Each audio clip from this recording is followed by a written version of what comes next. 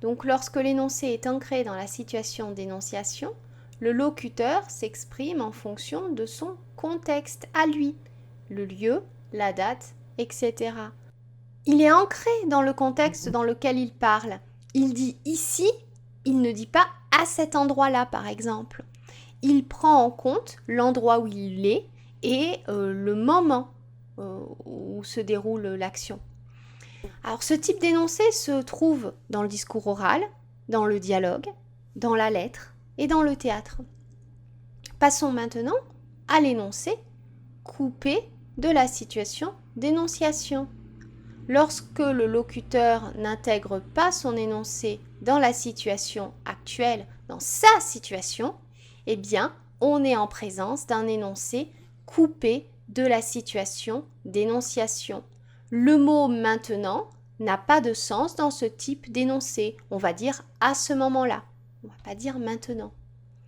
Ce type d'énoncé se retrouve généralement dans des romans, des démonstrations scientifiques, des recettes, divers récits autres que des romans, des modes d'emploi, des proverbes, des textes de loi, etc. Il y a beaucoup d'exemples. Pour résumer tout cela, l'énoncé ancré dans la situation d'énonciation. Le locuteur s'exprime en fonction de l'endroit où il est et de sa temporalité actuelle.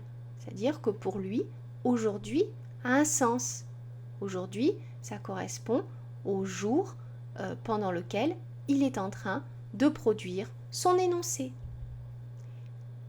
Énoncé coupé de la situation d'énonciation, tout est vu à distance et non en fonction de l'endroit où est le locuteur, ni du moment où il parle.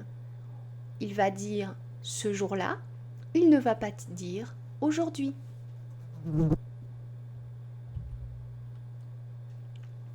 Quelques exemples plus concrets. On va dire ici, dans le cadre d'un énoncé ancré dans la situation d'énonciation, mais là-bas, si l'énoncé est coupé. Aujourd'hui, s'il est ancré, ce jour-là, s'il est coupé. Maintenant, s'il est ancré, à ce moment-là, s'il est coupé. Hier, s'il est ancré. La veille, s'il est coupé.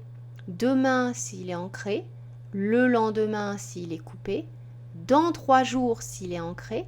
3 jours plus tard, s'il est coupé.